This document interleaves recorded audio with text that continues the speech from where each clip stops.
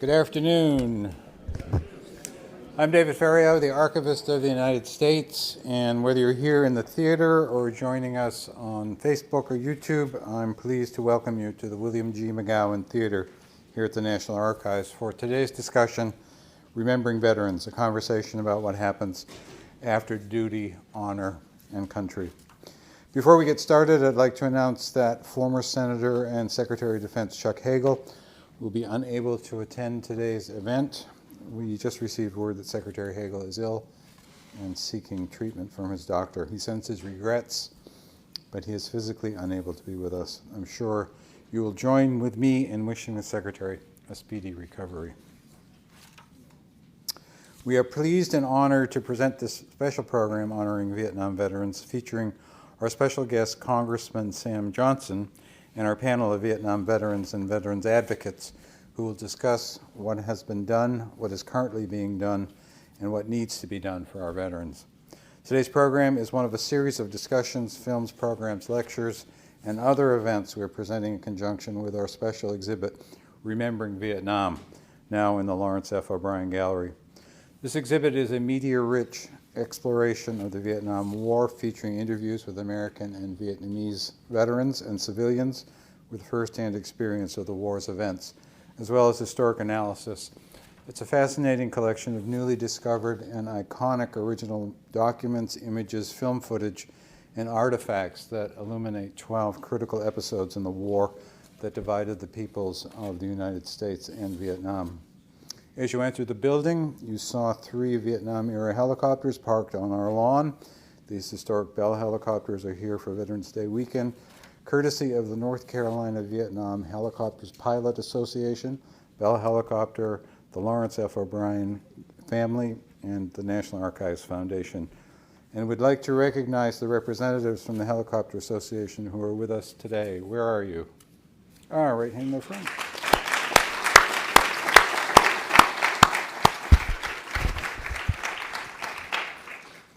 You can chat with the members of the association, all Vietnam vets, and take a close look at the helicopters through Friday, November 16th. And I urge you to take advantage of this rare opportunity. Now I ask all Vietnam veterans or United States veterans who served on active duty in the U.S. Armed Forces anytime from November 1st, 1955 to May 15th, 1975 to stand and be recognized.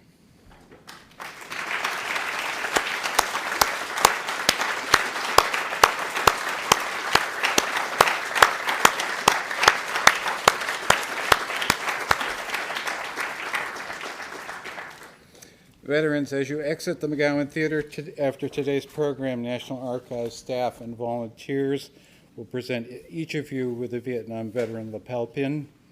On the back of the pin is embossed, "A Grateful Nation thanks and honors you."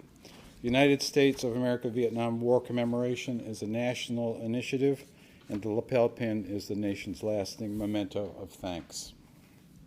And now it's my honor to introduce our distinguished panel.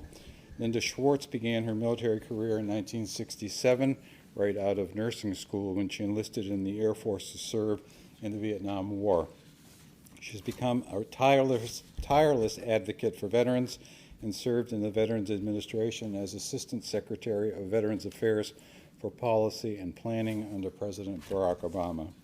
Rick Weidman served as an Army Medical Corpsman during the Vietnam War. He continues to be one of the most respected veteran advocates on Capitol Hill. As a co-founder of the Vietnam Veterans of America and its primary spokesperson in Washington, D.C., he has long advocated for a host of issues for veterans across the board, including Agent Orange, access to quality mental health care, and employment and small business issues. Gary Augustine, a combat wounded Vietnam veteran, was appointed executive director for more than the 1 million member Disabled American Veterans National Service and Legislative Headquarters here in Washington in August of 2013. He enlisted in the U.S. Army in August 1969 and was assigned to the 198th Infantry Brigade in South Vietnam. Our moderator for today's discussion is John Molesky, a veteran broadcast journalist and communications professional with extensive experience as a moderator, interviewer, anchor, reporter, and producer. He currently serves as the Director of Digital Programming and Executive Producer and Managing Editor of Wilson On Demand for the Woodrow Wilson International Center for Scholars. Please welcome our panel to the stage.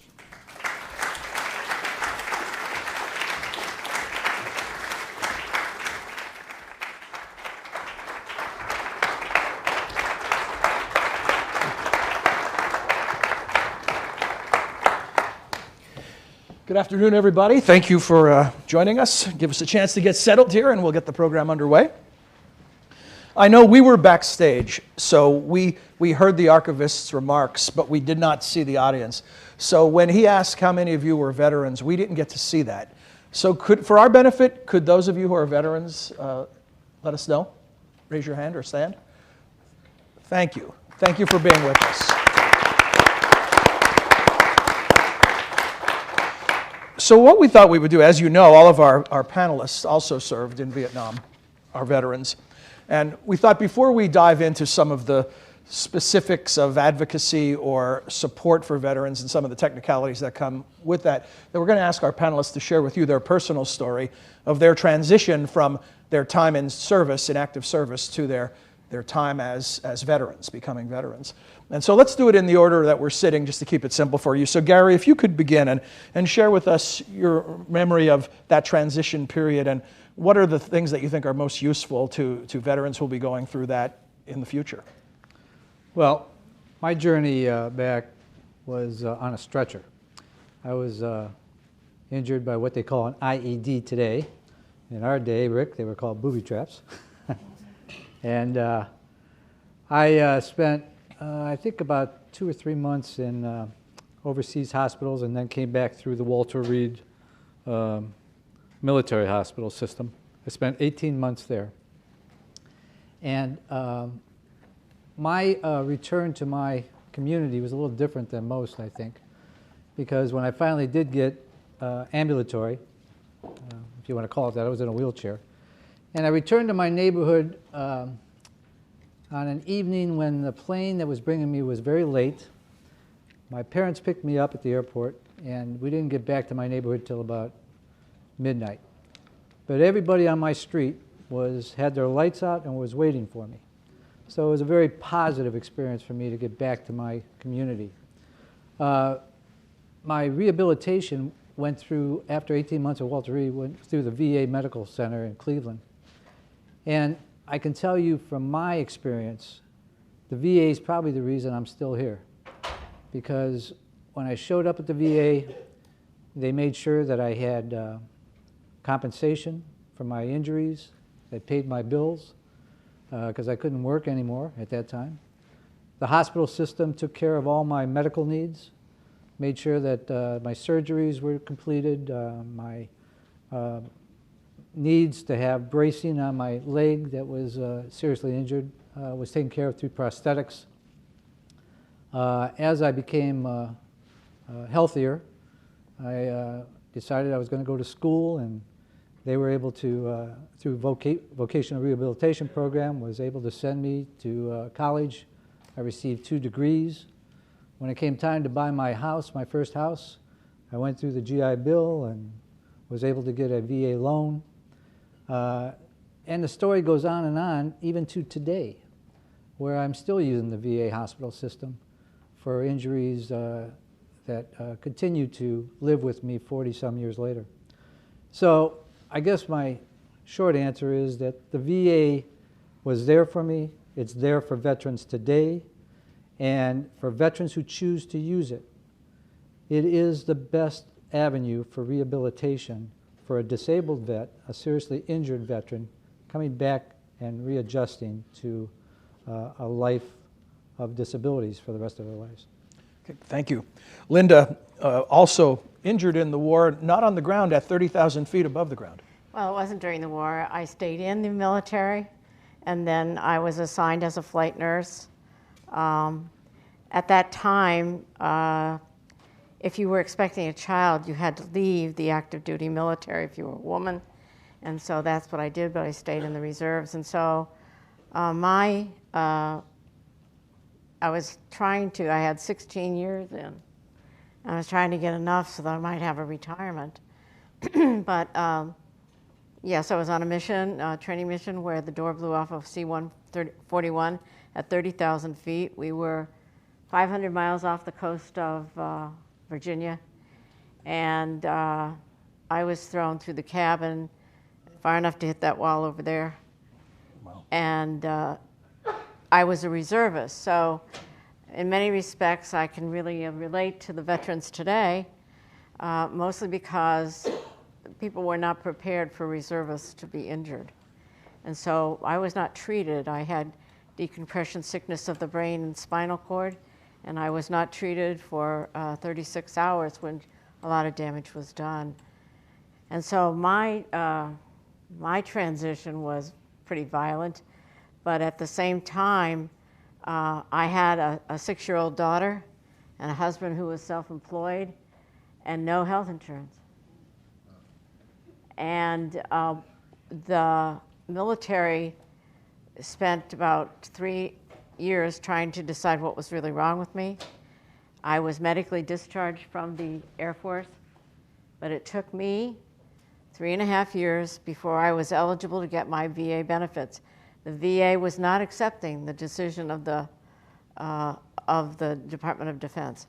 So it's kind of ironic, isn't it, that I would then find myself as the Assistant Secretary of Veterans Affairs in charge of making sure that the veterans today that are transitioning out of the military, that VA is fully engaged before they leave the military, and that while that's the goal, it doesn't always happen, but it's a lot better, because when people would talk about it, they think that you're discharging someone from the active duty force and they're going right to a VA hospital. I was the Commissioner of Veterans Affairs for 11 years in the state of Connecticut, and during the time, the height of the war. And so we saw they're not going to VA hospitals, they're going home. They're going to towns and cities all over America, and these folks are not ready, and that states need to be actively engaged. And so I would say for me, the transition was when you have a 6-year-old daughter that is the adult supervision in the house, and when you can't tie your own shoes, that's the bottom. But I wouldn't be here today if I did not have a wonderful husband who supported me, a daughter that understood, and lots of help. I eventually, I was a student at the Yale School of Nursing at the time.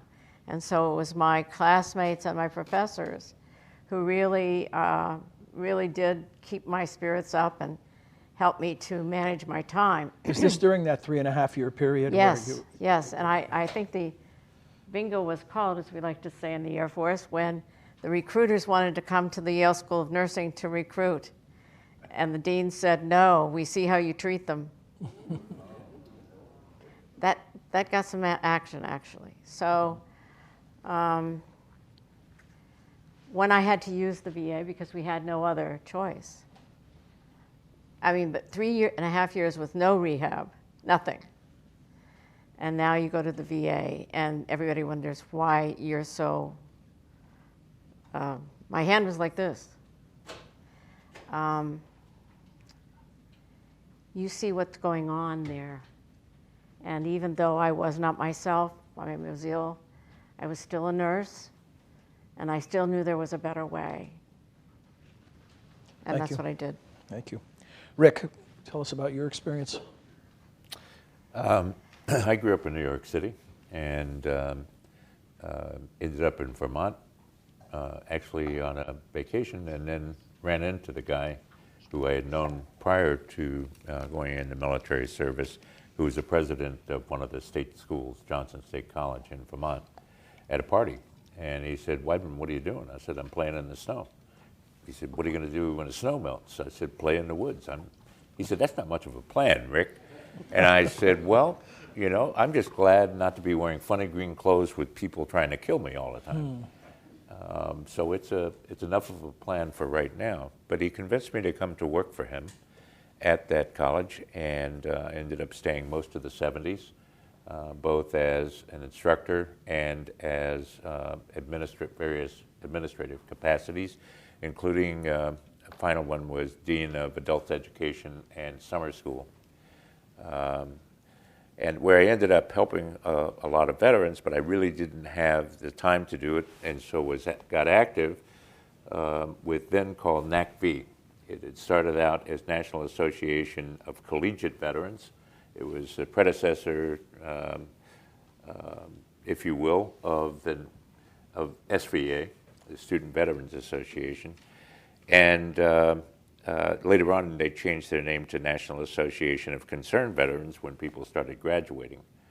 But we fought to get the GI Bill up to a reasonable level and to get what was called the Grant and Per Diem program that was funded out of the old HEW, and that funded campus vets offices.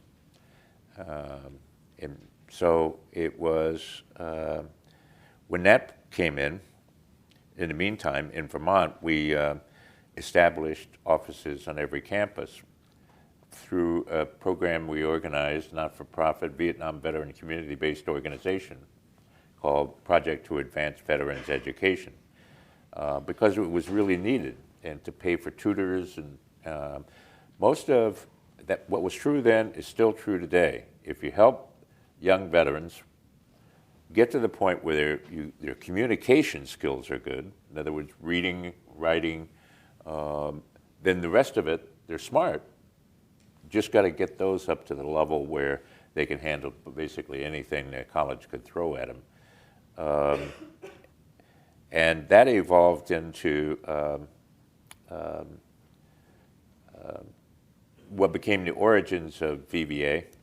Bobby Muller, who was our first president and founder, was an infantry lieutenant, Marine type, was shot through the spine leading his company up a hill, and ran into Bobby through, I had known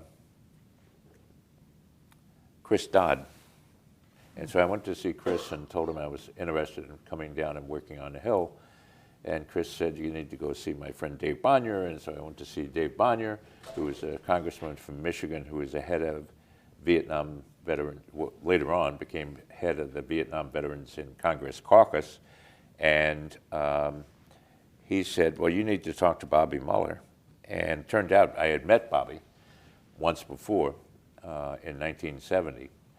But it had been 8 years. So anyway, Bobby dragged me into being, for the rest of 1978, as a volunteer, and then I was helping him raise money. My family was still in Vermont, so I went home for the holidays and stopped off in the city and hooked up with Bobby in order to raise some early money for Vietnam Veterans of America. And that was successful, so Bobby said, come on home with me. I said, Bobby, I've got to get back to D.C. because I had picked up a part-time job while I was looking for a full-time gig. And he said, no, I'll pay your way down tomorrow. So he talked me into going, and he lived out on Long Island. And I grew up in the city, and it seemed like, what are we doing? We're driving halfway to Europe here. And he lived in a township, a town called Dix Hills, Long Island. And the reason why he and so many others who were paraplegics lived there is because Dix Hills, you paid no property tax whatsoever, and no school tax either. And they went further than the state went. And so that's why a lot of vets ended up, catastrophically disabled vets ended up there. And Bobby has a particular talent, even today, where he could sell refrigerators to Eskimo. And I got snowed in at his house for 4 days, and on the third day, I broke down and told him, yes, I'll give you a year. I'll come to work for you for a year. And the rest is history. And here I am still going at it. Thanks. Gary, talk to us about how you became an advocate. Well, I was doing sales, selling medical supplies. Not selling refrigerators. No, selling medical supplies after after graduate school, and it was a convoluted way to get into that. Anyways, I decided I didn't want to do sales anymore, and there was a friend of mine that was involved with the Disabled American Veterans. His name was Joe Andre. He was on his way to become the national commander at the time. We came from the same neighborhood. Very seriously disabled veteran, amputee, and I called him, and he said, about time he gave me a call. He says, go see Paul DeMichael in Cleveland. I've already told him you're on your way. And he was running the Cleveland office of the Disabled American Veterans at that time. So I went and talked to him, and he said, yeah, we'd love to have you, and went through the interview process. That was 30 years ago. I'm just finishing my 30th year. Started as a National Service Officer in Cleveland, spent 15 years doing claims work in Cleveland, and then they convinced me to come to Washington about 16 years ago. And as Rick says, the rest is history. I came on the service staff, took continuous promotions, and about 5 years ago, I became the executive director of the the DC office here in Washington. Do you think you were oriented toward service all your life, or was this something contextual that your experience directed you? I tried different things. I had a business for a while, and I tried sales for a while. And when I found the DAV, it was like, this is what I want to do. It was very comforting. It was very positive. I was able to help other veterans navigate the system, to make sure that got the benefits that they deserve, to make sure that they were compensated correctly for their compensation and for any benefits that they were deserving of, education, medical benefits. And I like to tell a quick story because I think it highlights what I've done over the last 30 years. My wife was actually in a store getting something framed for me because they had put my picture in a DAV magazine on something that I had accomplished. And she got it framed as a gift for me. And it was one of those stores where you go and you get something framed and then you pay for it. And she had my two little ones with her at the time, and they were very rambunctious. And there was a long line, and she was waiting patiently as my kids were reaching for the candy on the side and stuff. And finally she got up to the front. There was a whole line of people behind her. And the girl took the picture of me, and it said Disabled American Veterans on it. And she started to cry, the girl that was at the register. And my wife said, oh my God, what did my kids do? She said, I'm sorry, what did they do? And she goes, no. She says, my husband was just represented by the DAV, and we got a large compensation check, and we were able to save our house. I think that tells what Rick and I do, and Linda. I mean, we change lives. We help veterans adjust to being injured or wounded and coming back and trying to make a life again for themselves. The DAV, Vietnam Veterans of America, other organizations like ours, represent free of charge any veteran that comes in the door. We're not relegated to members. It doesn't matter if they're a member or not. We take care of all veterans of all eras. Any veteran that walks in the door, we represent them free of charge. We educate them about the benefits they're entitled to. We represent them through the system, through the appeals process, and make sure that they get a fair deal on the benefits the American public wants them to have. This isn't welfare. This is benefits for veterans who have served their country and deserve certain benefits based on the American public's wants. Thank you. Linda, tell us about how you went from dealing with your own circumstances to becoming an advocate for others.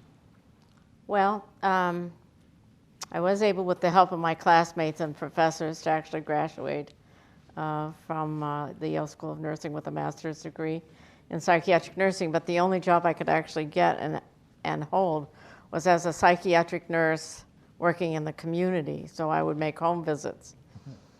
And the agency was asked to go out and assess a referral from the VA. It's a very rural part of Connecticut. And when I got there, this veteran was a Vietnam veteran. He was really struggling. He had just lost his father, and he was having a lot of difficulty. And anybody who was a woman in the military would understand the term granny shoes. They are, so I was wearing granny shoes, all right? So this veteran, as confused as he was, noticed that I was wearing granny shoes.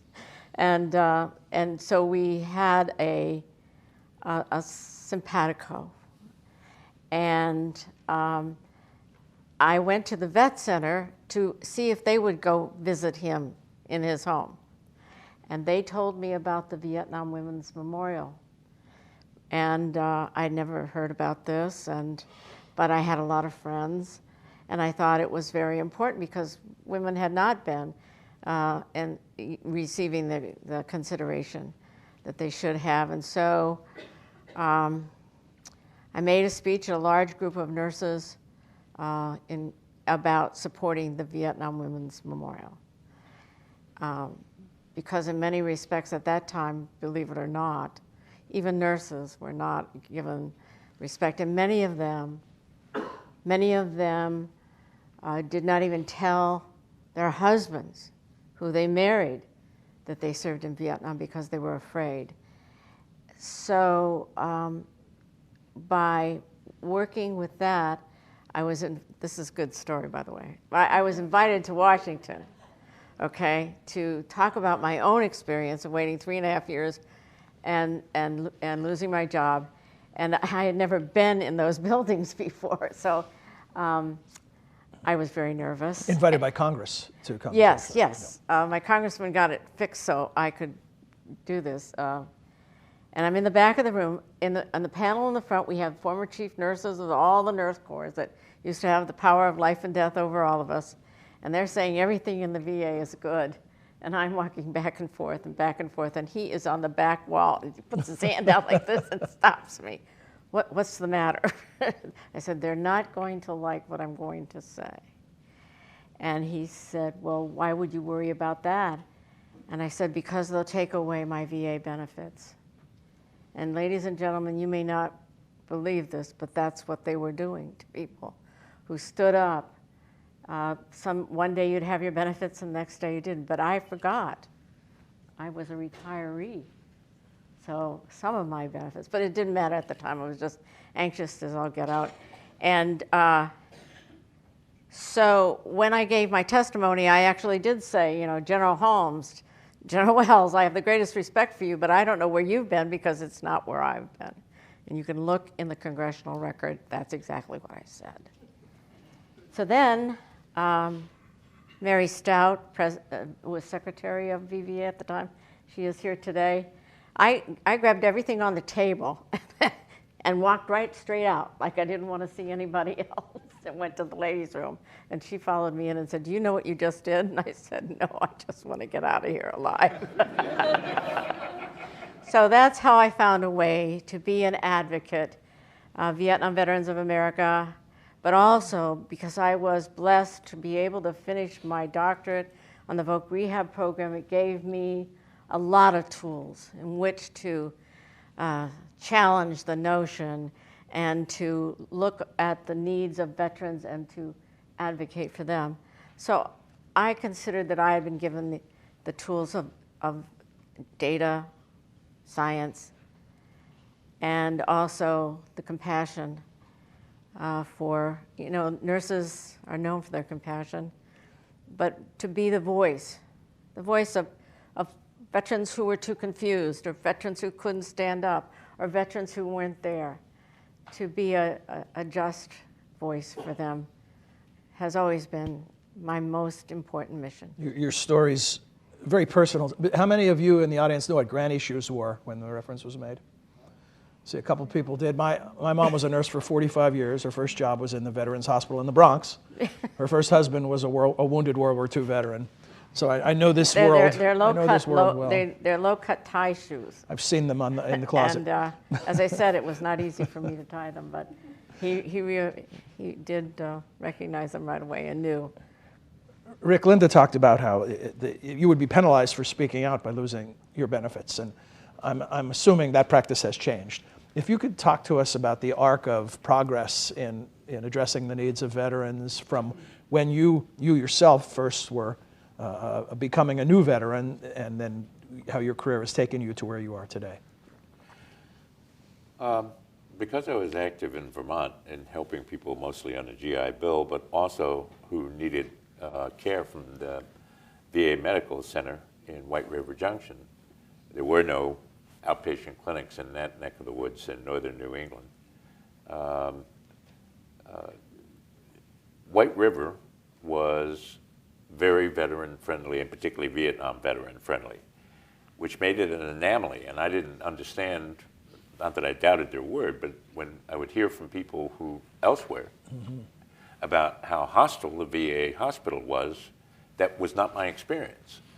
Well, the reason why that wasn't my experience is Dr. Matthew Friedman, who was the first head of the National Center for PTSD, was chief of psychiatry at White River Junction and full professor at Dartmouth Med, and did convince the director to allow him to do education on who are Vietnam vets, what have they gone through, why are they like they are.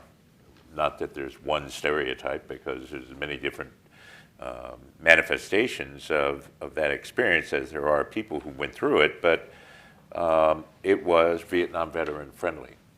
But as got into working at the national level on policy, it was not Vietnam veteran friendly at all. And back in 78, 79, they literally, Ray Roberts, who was the chair of the House Veterans Affairs Committee, literally wouldn't let us into the office. They would send Beth Kilker, who went on to become a full-time staff member, but at that time was an intern, out in the hallway to talk with us. Was that a function of the politically charged environment and feelings about the war, or was it a lack of understanding of what veterans needed? When you say that it wasn't a friendly environment, why wasn't it? Well, the reasons I believe are both. One is we were the long-haired hippies who lost that war, and were no doubt druggies on it to boot. And to say that we resented that doesn't even begin to touch it. Were there some people who became addicted to drugs in Vietnam? Yeah, there were some people. Most of us did not. I was a medic, and the last time I blew a joint was my third day out in the field, and we had a mass cal situation, which is 11 or more people who are critical, and only my head medic and I were together, if you will. And after that, I never touched another joint the whole time in Vietnam, and still today don't touch it. And it took me a while to quit drinking, but the point is that it's not worth somebody's life. And so, and I think I'm more typical than those who got messed up. What was traumatic for me and for others was the homecoming. Because Cleveland may have been very friendly, New York City was not. So you didn't have Gary's experience of all the lights on and a local celebration? Well, my second day back, I walked into, we used to call them candy stores, but they were like a drugstore, and that had a counter, et cetera, and went over there to buy some cigars for my father and I, and he looked up and he said, "Well, I haven't seen you in here in a long time, Richie." And I said, "Well, I've been away." He said, "Well, where you been?" I said, "Vietnam." And went dead silent. That was it. Didn't say another word, nothing. And I knew he was a World War II vet. So that's the kind of wall we ran into. Nobody wanted to talk about the war. And it didn't matter whether they were for the war or against the war. We were vilified by both the left and the right. And if you go back, and I never forget, October 1, 1981, the Times published a transcript of Nixon sitting in the Oval Office chuckling when Colson is reporting to him that the guys who showed up at the VVAW demonstration the week before took in VA flags. And the VVAW guys never could figure out who the hell are those guys. And it turns out that they were on the payroll of the President of the United States to try and discredit Vietnam vets who were talking about their experiences when they came home. And so people say, you really don't like Nixon, do you? I said, no, I don't. I don't. I think the guy committed treason in order to get elected president. And by undermining the Paris peace talks in 1968. So I was politically aware before I went. What I did as a dean of students and in other capacities at Johnson State for my job was reaching out and helping other people. And it's my avocation, reaching out and helping other vets. Gary, let's fast forward to today with the notion that in addition to the veterans in the audience with us live, there are veterans watching the webcast. What's available to veterans today from your organization that they should know about? Well, I'm glad you said veterans, because although we're here talking about Vietnam veterans, the DAV represents all veterans. Right. Okay, so there are many benefits for veterans to include, I mentioned compensation. That's the biggest one, I think, because it helps wounded and injured veterans coming back to be able to get compensation for their disabilities so that they can pay their bills and take care of their family.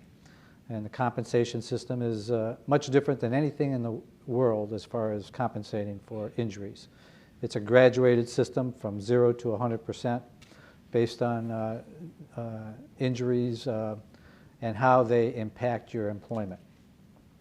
There is a great, I know that it's been maligned, but it's a very good hospital system, believe it or not.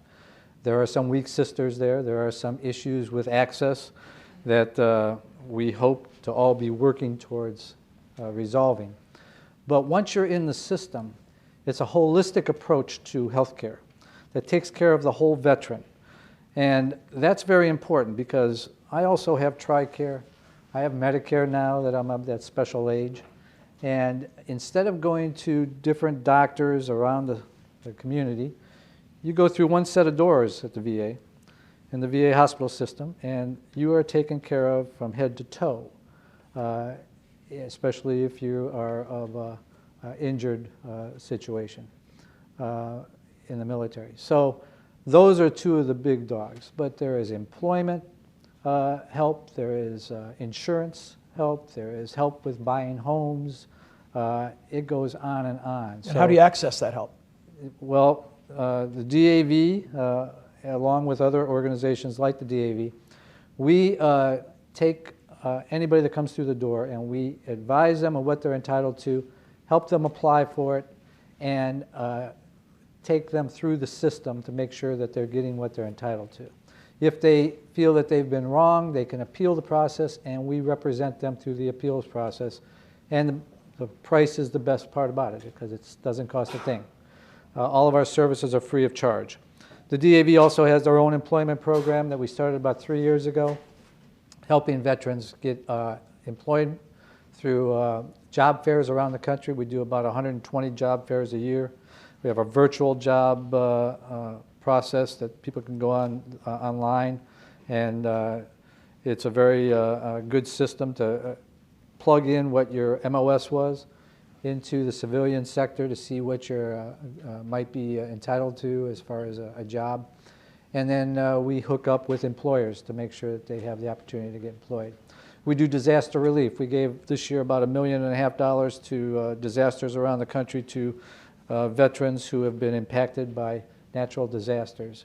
We go there right away, write a check right at the scene so that they have some money in their pocket. They can go get a hotel room or whatever they need. And it goes on and on. Just like the VA, the DAV has many programs that help veterans readjust to their situation and help them to get back on track. Linda, I know you're the former Assistant Secretary, but I'm going to ask you to speak to the Veterans Affairs and what are some of the services available to veterans through that organization. The VA is actually divided into three main categories. First of all is your health care. The second is benefits. And the third is memorial affairs. So whether or not you're eligible for health care, you are eligible for some VA benefit if you have honorable discharge. And in some states, I'm from Connecticut, and I'm very happy to say that our legislature just passed a law that any veteran with an other than honorable discharge will be eligible for state benefits. We worked on that for a very long time.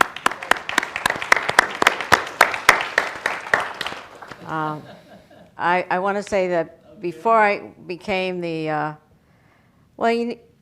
let me just respond to that. Sometimes today it's a lot different. Other than honorable discharges are not a judicial review at the command level. So these are being passed out, and I'll just give you an example. As the state commissioner, the troops are coming back from the Connecticut National Guard. Someone who had done 3 tours, 3 Bronze Stars, was about to get a dishonorable discharge from the Connecticut National Guard because he was missing meetings. He was missing meetings. So I was lucky because the commissioner is on an equal level with the adjutant general, so I called up and said, what can we do about this? This young man doesn't deserve a dishonorable discharge. He said, well, somebody's got to talk into just resigning from the Guard, and it will be taken care of. But at least we had this head-to-head meeting, so that saved everyone a bad scene. But it is repeated all around the country. And so giving them an opportunity to have some benefits, to see what's going on with them, what kinds of needs, what are they, do they have residual disabilities? That's the most important, to give the veteran the benefit of the doubt. And so I want to add on to what Gary was saying about the DAV. You have to have someone be your veteran service or officer. You cannot do it alone. I have 2 degrees from Yale, and I have a veteran service officer. Take my case. But also remember that your states, each territory, each possession has someone appointed by the governing body to oversee benefits for the veterans. And these states, some states are very, very generous. They allow free tuition with no fees. These are things that everybody has to look into because it changes every time the Congress meets, every time the state meets. And if you want to be up on it, you need to be, every state has a website. Just Google the state name and Department of Veterans Affairs. But from the point of the national organization, I didn't want that job. They recruited me. But let me just say this. There are a lot of people in the VA system who are very good and very well-meaning.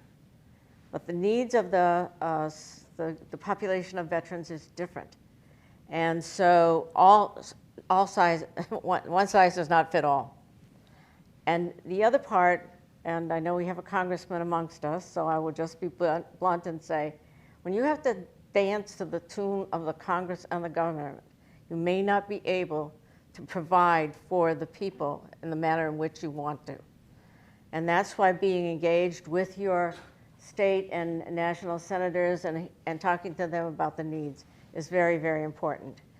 I am especially proud that we were able to do a few things for women veterans.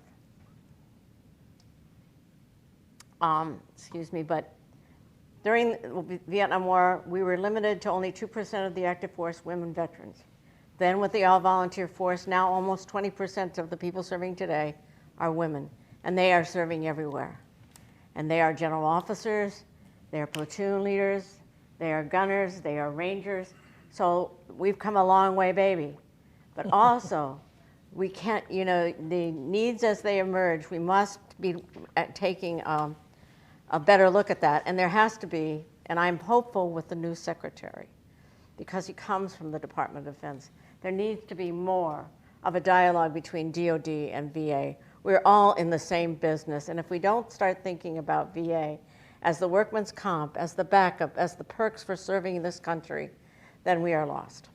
I want to ask Rick about Vietnam Veterans of America, but Gary, you... I just wanted to add on to a something, quick add. because I think it's important that what Linda said. You know, the benefits change, and we fight very hard to increase benefits all the time. I know here in Maryland and in Virginia, state benefits include, for 100% veterans, property tax exemption. That wasn't always the case. It's something we had to fight for. And I just want to tell a quick story, because when I was in graduate school at Cleveland State, there was a professor there by the name of John Wilson. And he decided he was going to talk to the many Vietnam veterans that were going to school there at that time and learn about their experience. That led to a project. It was called the Forgotten Warrior Project. I dug this out of the archives over at headquarters. And John Wilson, the DAV funded this, by the way. And John Wilson took all those interviews and put them into a research project. And this was the forerunner of the vet centers that came about to help veterans, Vietnam veterans, who didn't feel comfortable going to the VA hospitals because there was a distrust at that time of government in general because of what happened in the war. And so the vet centers were storefronts that they set up, and it came from this study and this project. So the point I'm trying to make is that benefits are fought for every day, every month, every year by organizations like ours. And when those benefits are granted, then the veteran population has to be educated about what they are and who's entitled and how to apply. That's what the DAV does. That's what Vietnam Veterans of America does, and other organizations like ours. So I guess the point I'm trying to make is you continue to build on benefits. And the American public starts to realize what it is that they owe to the less than 1% that serve. And I think that's very important, because that should be the 1% that counts. Can I just ask quick point, something? sure. I want to get to Rick on this. One of the things that everybody has to be tuned into is the fact that in the past few years, VA has Congress has helped VA start programs whereby veterans are being authorized to use providers in their community. And this is called the Choice Program, which will go on until next spring, but another program called the Mission Act will be coming online. There's a lot of real importance, and I would just like to say a few words on behalf of the Academy of Nursing, who took a project that I had and was sponsored by Vietnam Veterans of America, but they have put it out. It's called Have You Ever Served? It's a little pamphlet like this for healthcare providers, in which on the inside we have enumerated the risk factors, some of the diseases that are actually associated with burn pits, hepatitis C, and we're sending these out to providers because we just want providers to be aware that they're taking care of a veteran. But I have decided in the last 3 months we've got to flip this question. If you are a veteran and you are going to be taken care of by someone you've never seen before who doesn't know you're a veteran, be sure to tell them you are a veteran and that this Have You Ever Served is something they should know about. State directors have embraced this, so your state director should have a lot of these pamphlets, but it was nursing who jumped into the fray and said, we want to be sure that our veterans are getting the very best wherever they get their care. Thank you. Rick, tell us about what Vietnam Veterans of America offers and how it relates to all the different services that are available. Is there a lot of overlap in your work? Actually, there is, but there's some degree of specialty. You have, of course, the Blinded Veterans Association that deals with visual impairment as their main deal. The problems with prostheses and ambulatory problems falls mainly with the DAV unless you're in a wheelchair. And then it's paralyzed vets, really the pros from Dover on spinal cord injury and MS related to spinal cord injury. VVA served vets of all generations, so it's not it's not just the Vietnam generation. Frankly, we're a little long in the tooth now. Our mean average age is 70, and our median age is 72. The youngest of Vietnam vets, you could potentially be a Vietnam vet, meaning in country, and be 65, 66. But that would be the youngest, who were there like at 19. Theoretically, you weren't supposed to be sent into the war zone unless you were 19, but that's not, there were lots of people who got sent in. People didn't watch that policy very carefully. Our founding principle at VVA is never again shall one generation of American veterans abandon another. Let me say that again. Never again shall one generation of American veterans abandon another. Now, there were notable exceptions, but by and large, my father's generation blew us off. Had the traditional organizations responded on the issue of PTSD and Agent Orange and judicial review, there wouldn't have been a Vietnam Veterans of America, because we wouldn't have gone through the nonsense we went through. I went through twice blowing all my credit lines up to help keep the organization going. Bobby mortgaged his house to keep the organization going in the early days. And so it was for us a mission that had to be accomplished in order to have a voice. That's changed now over the years, and the toxic wounds, however, are not being adequately addressed. VA continues to deny claims for those who've been exposed to the burn pits, and one of the things that you're getting out of the burn pits is because it's uncontrolled burning produces dioxin. And so these kids are breathing in dioxin, and then you wonder that they're having problems. And people are saying, no, no, no. And so the VA is denying most of those. They're denying mefloquine poisoning, and on and on and on and on. So if we have a specialty, it would be the toxic exposures of one sort or another, some self-inflicted by the command on the individual soldiers, and some is stuff that happens in a war zone. Stuff that didn't have to happen was the burn pits. There were incinerators built at billions of dollars of cost to you, me, and every other taxpayer, but then they didn't use it. They dug a burn pit right adjacent to the quarters where people were out in the sandbox there in Iraq and Afghanistan, and threw everything in it and accelerants. At the bottom of one of the burn pits, when it finally went out, they found a Humvee. And it was all kinds of stuff thrown in there. So rubber, plastic, et cetera, and burning at extraordinarily high heat. And that produces dioxin. So, and there are a lot of people suffering, and VA is not doing the kind of research that they should be doing. There are I agree with Linda. Some of the best people I know work for VA. Unfortunately, none of them are in the post-deployment health section, at least not honest ones. And, you know, they unblushingly lie to the secretary, lie to the undersecretary, and lie to the Congress. That makes me angry. And somebody said, asked a colleague of mine, why is Rick always so angry at us? Bernie Edelman shrugged his shoulders and said, because you lie to him and you lie to the Congress. That's real simple. Stop lying. Tell the truth. And if you can't tell the truth, get the hell out of the VA. You don't belong here, because you're taking care of the people who have placed life and limb on the line in defense of the Constitution of the United States.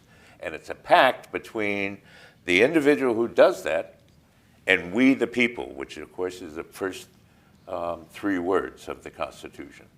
And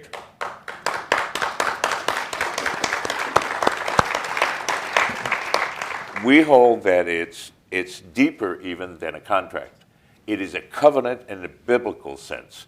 where people are willing to put their lives on the line for you, you better be willing, when should they survive and come home, to do everything humanly possible to restore them to where they would have been otherwise, whether that's physiologically, emotionally, neuropsychiatrically, or economically.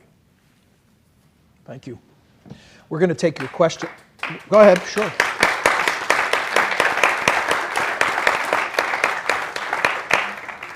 We're going to take your questions and comments, and we have microphones at each side of the stairs. Be careful as you make your way to them, and we'll come to you in just a minute. But I want to have a single answer question to each of you while people move to the microphones, and that is identifying today, on this date, what is the greatest single need currently in your work? I think access to the VA healthcare system is one of the major things. Okay. We've all read about and heard about the problems with access. The Mission Act holds some promise, but obviously it all depends on the money that has been allotted to take or implement the Mission Act. Okay, thanks, Gary. So Oh, I I'm think sorry. that's Linda, the go ahead. biggest issue right now. I would Sorry, say Mary. accountability. Accountability of the veterans' benefits, the veteran VA system completely. There's a lot of money, much more than ever before, but the accountability of everyone from the top down and back up again, there's a lot lacking in those places. Rick? I think that it's a twofold thing. Linda's right about accountability, and VBA's been complaining about lack of accountability on the part of VA management forever. People blame the VA employees. It ain't the employees, and it's not the service providers. It's their managers who don't manage properly, who let people go off track or push them off track. And in terms of doing the best they can for veterans, one, so it's accountability at every level of the VA on the part of management. But secondly, is resources going into what it should be going into, which is service providers. There was a plus up under the Obama administration, and the medical director or undersecretary for health, if you will, at that time, was creating all these additional layers of managers who didn't add a damn thing to what it was supposed to be doing, and we would complain about it. Congress gave you this money in order to hire more doctors, nurses, and other clinicians, not to pad places. They had a dual management line at every level, which we came to call the Senior Executive Service Safety Act, where they could have sinecures to squat in, as opposed to doing what they should be doing in terms of ensuring the best services possible to veterans. Okay, thank you. Okay, if you would also, when you before you ask your question, just briefly identify yourself so our guests know who they're speaking with. Yes, ma'am, you're first. Yes, thank you for this opportunity. My name is Glenda Richmond. I'm the founder and president of the District of Columbia's I am the founder and president of the District Veteran Brain Trust and Leadership Conference on Statehood. I'm a civilian. However, my dad was World War I. I had 4 brothers. 2 served in Korea, and then 2 served in Vietnam. They all are passed and gone on to heaven since then, hopefully. My question is, being a civilian, I hear a lot of talk about what the VA office should be doing and what the federal government should be doing. But here in Washington, D.C., I'm very, very much concerned about the number of veterans we have in D.C., but we get no support from our local government. You're putting a lot of responsibility on the VA, but our veterans, many of them are voters. They pay taxes, and I don't see anything wrong with the government. I heard the brother here mention this is not welfare. There are entitlements that our veterans are entitled to just by the mere fact that they are now civilians, and I feel like the district government has a responsibility Let's But see if I we don't- can get a but- response for you. responsibility to offer transitional services when veterans come home and they need services from our local government. They're called entitlements. You Okay. know, in the military, you have I'm benefits. sorry, ma'am, but I'm going to have to get to, we just need to get to as many as possible. Please Okay, forgive me. well, I wish think that we you get the all point. would If you wanna consider get a the response for you. responsibility of our local governments. Yes, ma'am. Thank Any you. thoughts on this? Well, as far as benefits through the VA, what doesn't matter if they live in D.C. or not, they're entitled to those benefits if they're honorably discharged veteran. And they can apply through a DAV office. We represent more than 200,000 claims a year. We do more claims, more appeals than anybody else. So we have an office right here in Washington, D.C. that they can go to. As far as the local government, I know that they do have veterans benefits in D.C. I'm not familiar with what those might be, but I know that there are, just like every state has certain benefits for veterans, the D.C. government has provided certain benefits also. I would just like to say that you do, the mayor does have an Office of Veterans Affairs. And I think for a long time you didn't have that in Washington, D.C. But under your current mayor, Muriel Bowser, they've done a lot more. You are entitled, they are entitled to everything that any other veteran is, but as I mentioned before, states can provide a little bit more. I'm not sure about your budget, which that would be, but it would be an important thing to really look at what is the budget and how can you dovetail with some of the. Okay. Since I'm sorry. I mean, all of you are Washingtonians, so you understand how volatile congressional schedules are. And so we have a slight change of plans here. We're going to welcome back the Archivist of the United States, and the Congressman is going to make some remarks now, but then we will resume our Q&A with you in just a moment.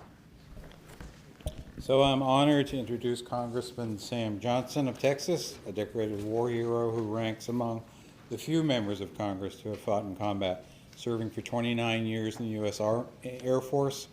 In 1966, during his second tour in Vietnam, he was shot down and endured nearly 7 years as a prisoner of war in the infamous Hanoi Hilton, including 42 months in solitary confinement after his captors labeled him a diehard. Sam returned home to Texas in February of 1973 as part of Operation Homecoming. Following his distinguished military career, he established a home building business in North Dallas from scratch and served in the Texas State Legislature before running for the United States House of Representatives in 1991. He's the recipient of numerous awards honoring his military service and his legislative efforts on behalf of troops and veterans. Ladies and gentlemen, please welcome Congressman Sam Johnson.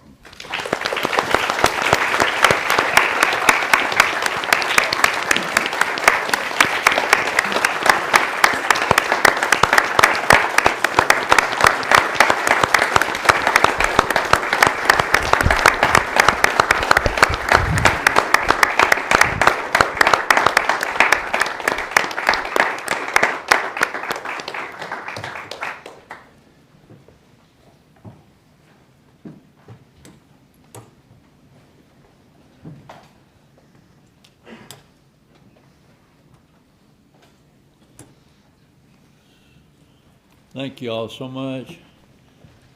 Thank you. I appreciate that warm welcome, David. And I also want to thank you for your efforts on behalf of the United States Archives and this great nation, especially our veterans. You know, the Remember Veterans exhibit we're celebrating today is not only a great way to show support for our Vietnam veterans, it's also an important opportunity for all Americans to better understand our history.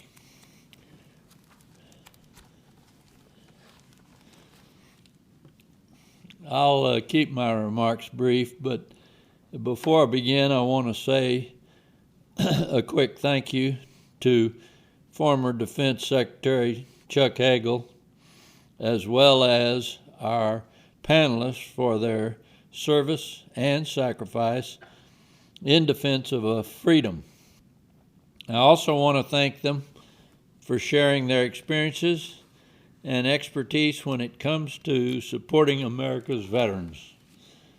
At this time, I would like to share with you what Veterans Day means to me.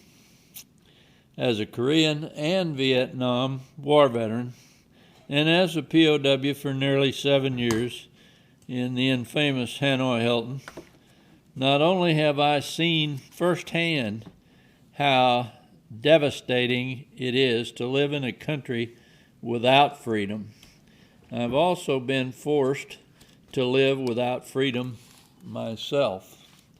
I know what it's like to be given no choice in where you sleep or what you eat. I know what it's like to be punished for worshiping or even talking with my fellow comrades.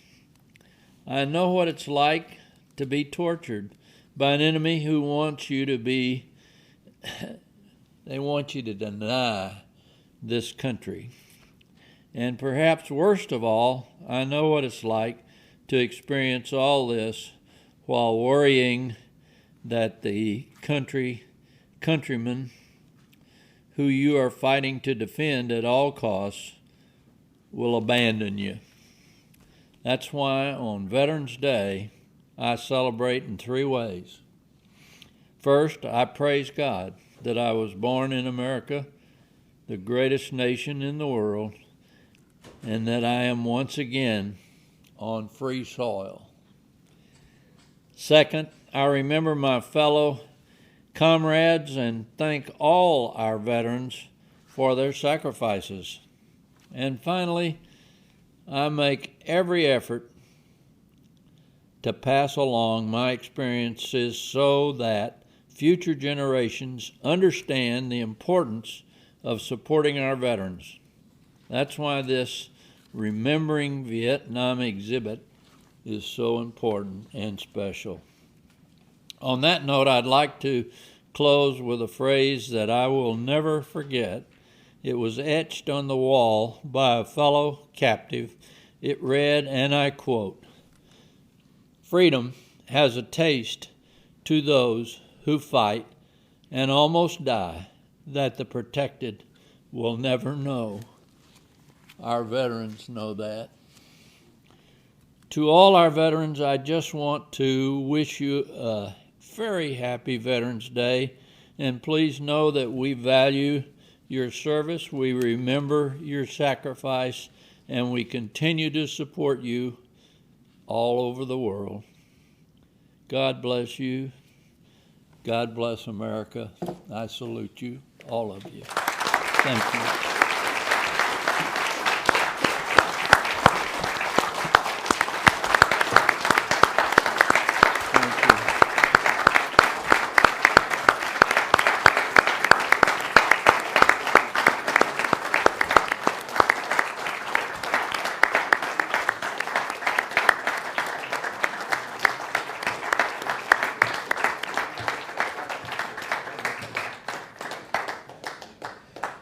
Thank you, Congressman Johnson. Thank you for your service and for being with us today. We're going to now, of course, that would be a perfect note to close on, but due to the schedule change, we are going to continue with the Q&A. And so, sir, you are next. If you would please introduce yourself. And I'm Tom ask your Pullen, question. and I'm an Iraq veteran. And first, I want to say to everyone in the room who served in Vietnam or in that era, thank you for your service and welcome home. And also to you on the panel, thank you for your continued service and your advocacy to help not just veterans of your generation, but also mine. And I hope that the mantle can be picked up and that progress can continue to be made and that we'll be successful in ensuring the promises that were made to us are actually fulfilled. Thank you. Thank you. Thank you. Hi, you're next. Hello, my name is Jennifer Thurston. I was OIF, OEF, and I want to thank all the panelists for being here. I have a special place in my heart for Linda and Rick. I met Rick when I was in the Warrior Transition Unit. I was there in 2014, and he, through the VVA dinners that were hosted, I met Rick and Tom and Bernie and the few folks that they brought for us to meet, and they were an avenue of care for me.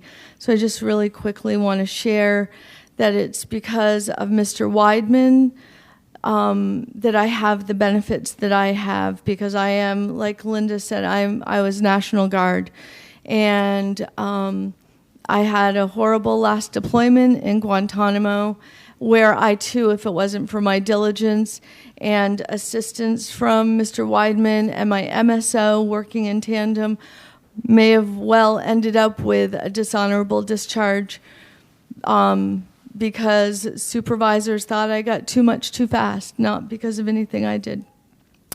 But so I to my friend and my mentor, and I thank you and honor you and all of you.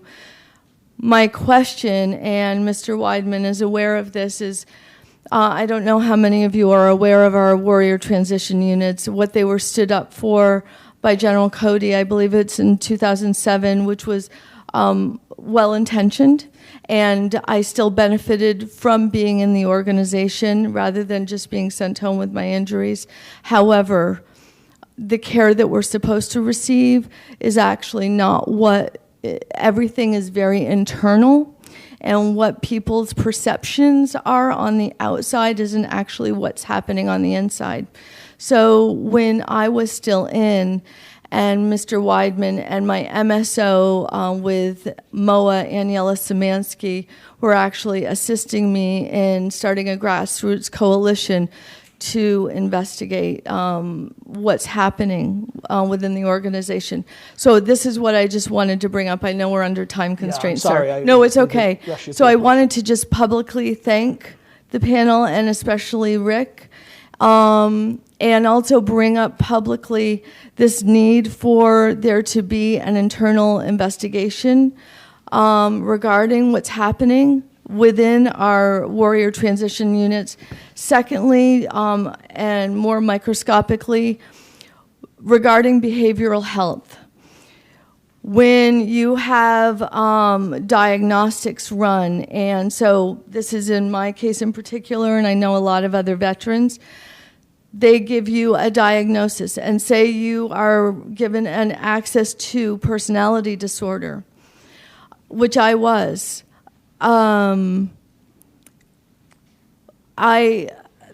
because of Mr. Weidman, he sent me through a grant to George Mason. And I was able to get testing, which showed the complete opposite.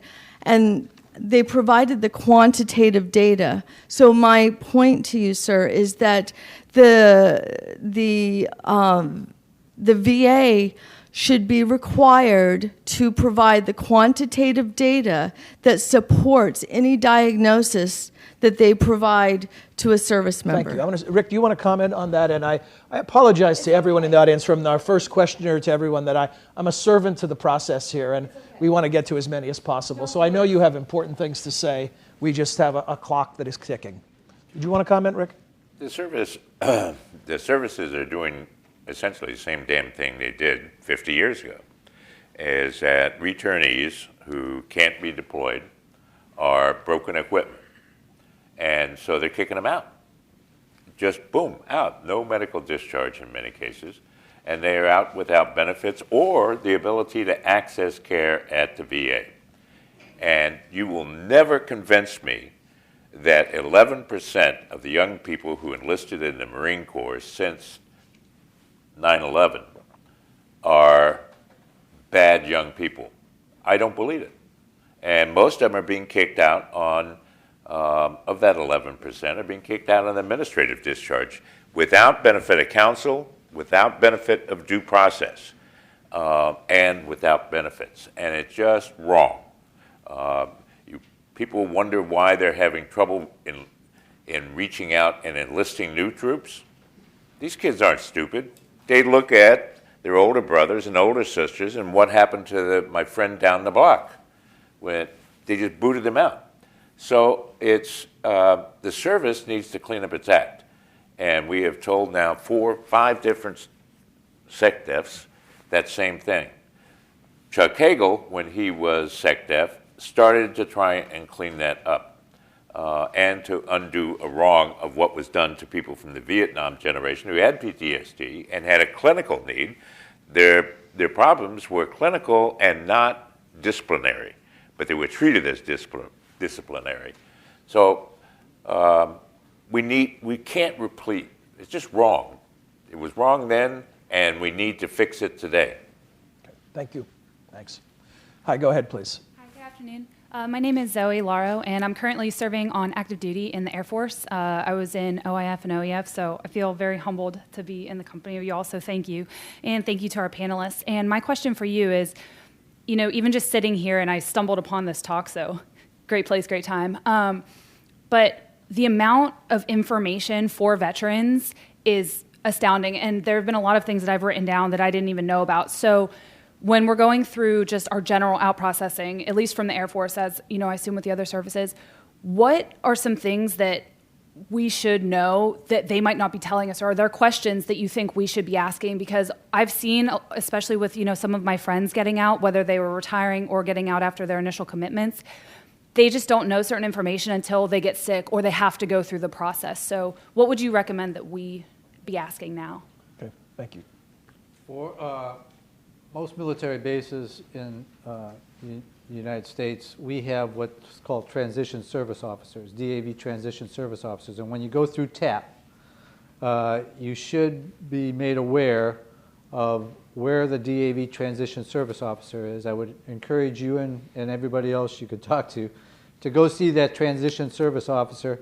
They will make you aware of benefits that you should be applying for. They will help you apply for it, and we will do the paperwork and make sure that it gets processed before you get out, so that when you finally separate, that process will already be in the works. I would just like to say for anybody who is about to leave the military, go to va.gov. That is the VA's website. I was under the impression, but what was I, just the assistant secretary, that everybody that was coming in the door now would be automatically signed up to be in the VA. You don't have to have a medical reason, but just to get into the mix, you can actually sign up. It's an SF 180. You don't have to have a wet signature. We got rid of that. So you can actually enroll in VA healthcare. But the most important thing is, if you go to that va.gov, it's much better than it used to be. It used to be pretty stagnant, but it's updated constantly. And full disclosure, the DAV has my power of attorney, because at the time I didn't know about VVA, but you need to look at the fact that you have to be represented for anything. And veteran service organizations, you don't have to be a member for them to help you. But states, the state of Connecticut, we have 5 service officers. I know we're not the center of the universe, but other states have much better. Texas has probably the very best service officer program in America. And just let me add to that. I mean, she's right. You can find all kinds of information. And when you go through TAP, they're going to put you in front of a computer and tell you about all the benefits the VA has. The problem is, it's like drinking from a fire hose. There is so much there. And for you to comprehend all those benefits and what you might be entitled to is going to be overwhelming. That's why I would encourage you to find the DAV Transition Service Officer, because they'll go through your records and they'll talk about what you should be filing for and how to do it. So it's true, it's all there on the computer, but it can be overwhelming. If you talk to the service officer, he's trained in how to go through your records and pick out the things you should be applying for. Don't try to do it alone. You need a guide. That's right. Don't try to do it alone. Trying to do it without a service officer is like representing yourself in court. if you're an attorney. You're crazy if you do that. Hi, you're next. Go ahead, please. My name is Vinh Cam. I'm the CEO of Vietnamese American Coalition. I would like to take this opportunity to really express my personal gratitude to all of you and also the gratitude of Vietnamese American community. Thank you for having served in South Vietnam. I had a chance to work on health effects of dioxin at the US EPA, and thank you, Linda, we had to work together at Yale. You remember me. And I was lucky to be nominated by President Clinton to work on Gulf War illnesses, on biochemical warfare issues. And I was, all the questions you have expressed here, I feel very sad. I feel like I must have failed my mission because a lot of these issues have been like pounded on me and other members. And it was written, it's probably in the archive, but it's not public. These things should not be happening at all. I mean, you gave your lives to help us having peace in this country. We owe you a lot. And I believe the Pentagon has the checkbook open when the war is on for war expenses, but it's closed when veterans come back with very challenging situation. So my heart is with you. So my question, I love you all. I mean, I wasn't born here, but I feel like I always belong. And thanks to you, I have some economic security and political freedom. So do not lose hope. You know, there are challenges, but I have to tell you, America is a paradise, believe it or not. If you have a chance to go to Vietnam and see what's going on with human rights violation, you couldn't believe it. I'm sorry, I'm crying. I lost my cousin in the war. Okay, my question is, among one of the, I made a lot of recommendations, including all these details that you mentioned.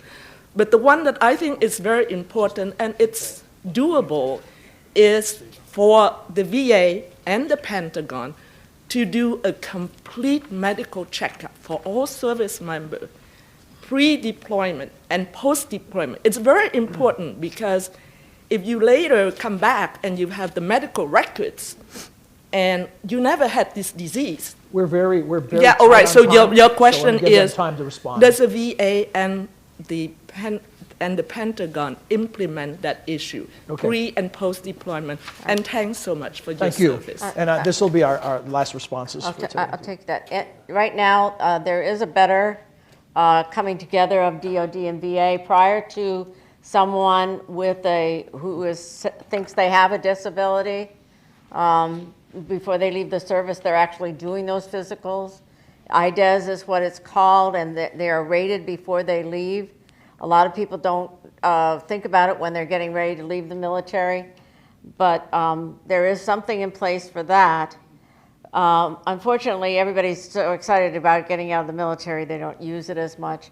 And it also, some people feel that if you declare you have what you think is a service-connected disability prior to leaving the military, it may reflect on the character of your discharge, and it may compromise your capacity to access benefits. So as I said, I'm hopeful because the new Secretary Wilkie comes from DOD. He's at VA. It's like they're over there on that side of the river, and we're over here on this side of the river, and never the twain shall meet, and they need to do that more. I would just say one thing that any military person should do from doing claims work for many, many years, get a copy of your records and take them with you. Don't depend on them being there when you need to file a claim. If you can take your records with you and have them so that when you do file a claim, we have the records right there and we don't have to depend on going and getting them from the military. Here. Final thought, Rick? Final is when you separate, take charge of your life. And Linda showed you the American Academy of Nursing. She corrects me all the time on that. Could you take a question from this man who can't get to a microphone, please? I have to defer to the archives. I'm not in charge of the timing of the event, so I can speak loud enough, but I don't know. can we squeeze in one more question?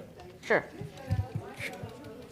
My question is, We have a microphone for you, sir. My question is, do the people making decisions on disability claims know how to read or even have a minimal knowledge of medical issues? Okay, I guess, are they qualified to make the judgments they're making? Is that a fair interpretation of the question? Let me just say, it's a lot better than it used to be. They do have a basic training for adjudicators and decision makers. Maybe Gary has more. Yeah, there is training, there is criteria that have to be met under the law.